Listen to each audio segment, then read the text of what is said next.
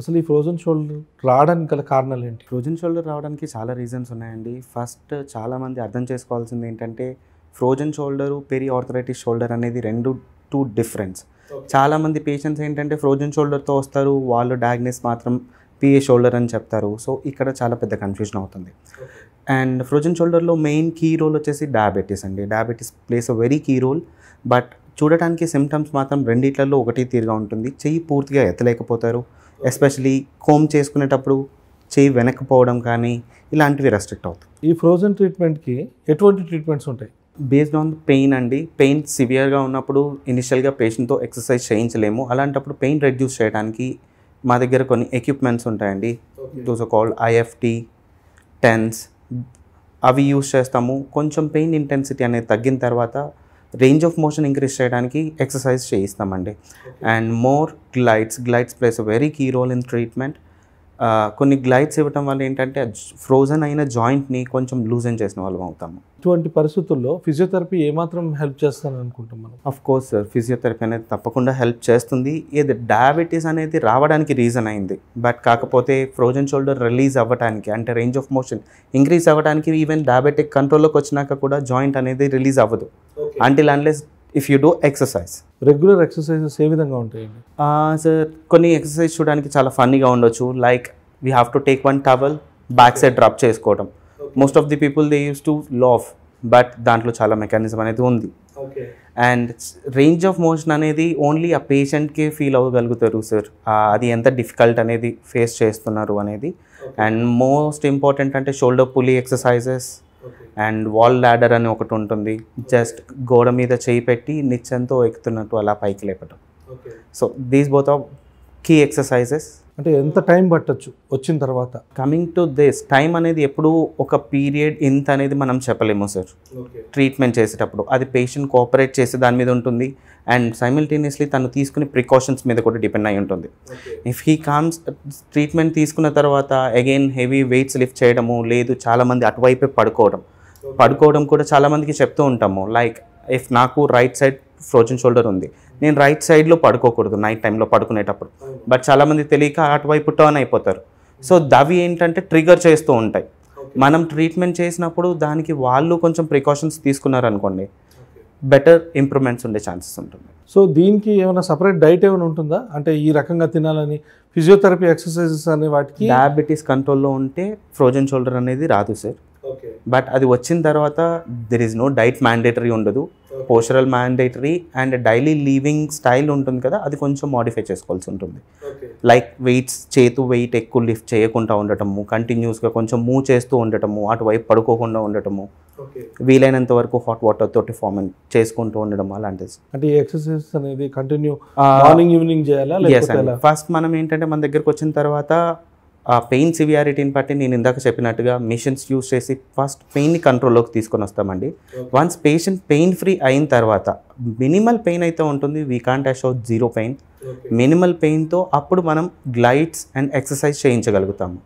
So మా సెషన్లోకి వచ్చిన తర్వాత పేషెంట్ ఎలా ఎక్సర్సైజ్ చేస్తున్నారు, తను ఇంటి దగ్గర ఓన్గా చేసుకోగలుగుతారు అనే కాన్ఫిడెన్స్ మాకున్నప్పుడు ఆబ్వియస్లీ మేము సజెస్ట్ చేస్తాము ఇంటి దగ్గర మార్నింగ్ అండ్ ఈవినింగ్. ఈ యోగా అనేది ఈ ఫిజియోథెరపీ ఏ విధంగా హెల్ప్ చేయొచ్చు? ఇన్ ఫ్యూ యోగా పోస్చర్స్లో ఏంటంటే కనుక మీరు చేతులు పైకి లేపాల్సి వస్తుంది. So if you are doing yoga regularly may you won't get a frozen shoulder. But once frozen shoulder వచ్చాక మీరు ఆ పోసే చేయలేరు. దెన్ దానికి can't interlink physical therapy and yoga together. అసలు ఈ మోకాళ్ళ నొప్పులు రావడానికి గల కారణాలు ఏంటంటారు? రావడానికి కారణాలు అని మనం కరెక్ట్గా చెప్పలేమండి. మోర్ లైక్ ఒకటి తెలిసిన కారణం ఏంటంటే కనుక అధిక బరువు, అండ్ ఇంకొకటి ఏంటంటే కనుక లెస్ ఫిజికల్ యాక్టివిటీ. ఈ రెండు మనం చెప్పదగ్గ కారణాలండి. మిగతా ఎవరిలో వచ్చినా కానీ దీనికంటూ స్పెషల్గా అంటే జెనెటికల్గా అనుకోండి అలాంటిది ఏది ఉండదు. సో ఈ నీ రీప్లేస్మెంట్ బిఫోర్ ఫిజియోథెరపీ ఏ విధంగా హెల్ప్ చేస్తుంది? నీ రీప్లేస్మెంట్ అనేది యూజువల్గానే ఆస్టియోఆర్థరైటిస్లో లాస్ట్ తీసుకునే స్టెప్ అండి. దానికి ముందు చాలా స్టెప్స్ ఉన్నాయి. ఫస్ట్ ఆ గ్రేడ్ అంటే అందులో లెవెల్స్ ఉన్నాయండి. ఏ లెవెల్లో తన ప్రాబ్లం అనేది ఉంది, అది key role. Like grade 1 and 2కి ఎవరు యూజువల్గా డైరెక్ట్ నీ రీప్లేస్మెంట్ సజెస్ట్ చేయరు అండి. ఇనిషియల్గా ఫస్ట్ ఎక్సర్సైజ్ చేయటము, ఫిజియోథెరపీలో సేమ్ ఐఎఫ్టీ ఇలాంటివి ఇస్తామండి పెయిన్ రిలీఫ్ అవ్వటం కోసం.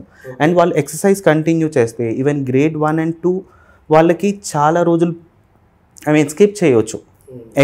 అంటే నీ రీప్లేస్మెంట్ సర్జరీకి వెళ్ళకుండా మనం మ్యాక్సిమం ప్రివెంట్ చేయవచ్చు, 90% ప్రివెంట్ చేయవచ్చు, బట్ వాళ్ళు ప్రాపర్గా ఫాలో అయితే. నీకు సంబంధించిన ప్రాబ్లమ్ స్టార్ట్ అయిన తర్వాత ఫిజియోథెరపీ వల్ల ఎటువంటి ఇంప్రూవ్మెంట్స్ ఉంటాయి పేషెంట్కి? ఆస్టియోఆర్థరైటిస్ అనేది డీజనరేటివ్ డిజార్డర్.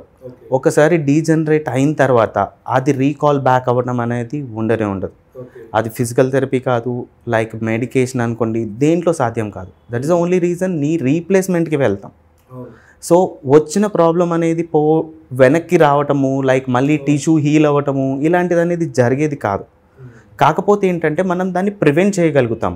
ఆ డ్యామేజ్ స్పీడ్ అనేది ఉంటుంది కదా, దాన్ని మనం కంట్రోల్ చేయగలుగుతాం. అది with exercise, life style. Starting టైంలో ఈ కీళ్ళ నొప్పులకైతే హెల్ప్ చేస్తుంది డెఫినెట్గా. తప్పకుండా అండి. స్టార్టింగ్ స్టేజ్లో వచ్చి ఉంటే కనుక అది వర్స్ట్ అవ్వకుండా మనం ప్రివెంట్ చేయగలుగుతాము. అది ఎప్పుడైతే వర్స్ట్ అవుతుందో అప్పుడే కదా నీ రీప్లేస్మెంట్ రిక్వైర్మెంట్. నెక్స్ట్ ఇప్పుడు స్పాండిలైటిస్ మనం చాలా మందిలో చూస్తుంటాము. సో అసలు దీనికి ఎటువంటి ట్రీట్మెంట్స్ ఉన్నాయండి ఫిజియోథెరపీకి సంబంధించి? స్పాండిలైటిస్లో కూడా ఏంటి అని అంటే కనుక మనం డిఫరెన్షియేట్ చేయాల్సింది లోకలైజ్ పెయిన్ ఉందా, రేడియేటింగ్ పెయిన్ ఉందా. రేడియేటింగ్ పెయిన్ ఉంటే కనుక ఫస్ట్ మనం డయాగ్నోస్ చేయాలి, డిస్క్ లెవెల్లో ఏమైనా కంప్రెషన్ కానీ బల్జెస్ కానీ అలాంటివి ఏమన్నా ఉన్నాయా అనేది మనం ఫస్ట్ ఫైండ్ అవుట్ చేయాలి. లేదు అంటే ఏమవుతుందంటే అండి, ఈ డయాగ్నోస్ అనేది లేట్ అయిందనుకోండి, ఆ రేడియేటింగ్ పెయిన్ అనేది ఇంకా ఇంక్రీజ్ అవ్వడం స్టార్ట్ అవుతుంది.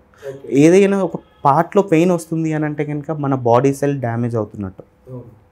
సో మనం దాన్ని యాజ్ ఎర్లీ యాజ్ పాసిబుల్ మనం డయాగ్నోస్ చేయగలిగితే దానికి ప్రాపర్ ట్రీట్మెంట్ అనేది మనం తీసుకోగలుగుతాం. ఈవెన్ ఫిజియోథెరపీలో కూడా same we have so many modules, like దానికోసం సపరేట్గా, అంటే ఇప్పుడు మీకు ఒక లంబర్ రీజన్లో వచ్చిందనుకోండి, దానికి ట్రాక్షన్ ఇవ్వగలుగుతాము. ట్రాక్షన్ అని అంటే కనుక డిస్క్ మధ్యలో స్పేస్ ఇంక్రీజ్ చేయడం. ఫిజియోథెరపీ రికవరీలో ఏ విధమైన పాత్ర పోషిస్తుంది? అంటే first most of the fractures ఎలా అంటే అండి, అది ఏ విధంగా ట్రీట్ చేయబడింది అనేది కూడా చాలా ఇంపార్టెంట్. కొన్ని ఫ్రాక్చర్స్కి ఏంటి అని అంటే కనుక పిఓపి వేస్తారు, జస్ట్ ప్లాస్టర్ ఆఫ్ ప్యారిస్ ఇది వేస్తారు. కొన్ని ఏంటి అని అంటే కనుక కే వైర్ ఫిక్సేషన్ అని అంటారు, ఒక ఐరన్ వైర్తో ఫిక్స్ చేస్తారు. కొన్ని ఇంప్లాంటేషన్స్ ఉంటాయి, లైక్ సర్జికల్ ఇంప్లాంటేషన్స్, దాని మీద డిపెండ్ అయి ఉంటుంది. బట్ ఫిజియోథెరపీ అనేది ఏంటి, ఆ ఫ్రాక్చర్ హీల్ అవ్వడానికి మాత్రమే ఏ సర్జరీ అయినా. బట్ ఆ ఫ్రాక్చర్ హీల్ అయినంత మాత్రం సరిపోదు కదండి, దాన్ని యూటిలైజ్ చేయాలి. యూటిలైజ్ చేయడమే ఫిజియోథెరపీ పార్ట్. ఎగ్జాంపుల్, మీకు హ్యాండ్ ఫ్రాక్చర్ అయింది, మీరు ఇక్కడ ఇంప్లాంట్ వేయించుకున్నారు, లేదు పిఓపి పెట్టించుకున్నారు, ఏదైనా చేశారు, బట్ హ్యాండ్ ఫ్రాక్చర్ హీల్ అయిపోయింది, బోన్ జాయిన్ అయిపోయింది, బట్ చేయి మూవ్ చేయలేకపోతున్నారు, there is no use.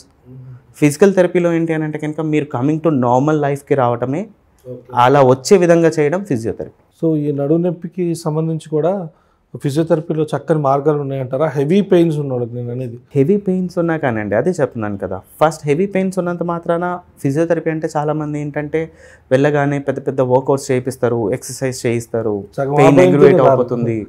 Yeah, అది ఒకటే కాదండి, మేము ప్రతి ఒక్కటి కన్సిడర్లోకి తీసుకుంటాం పేషెంట్ని.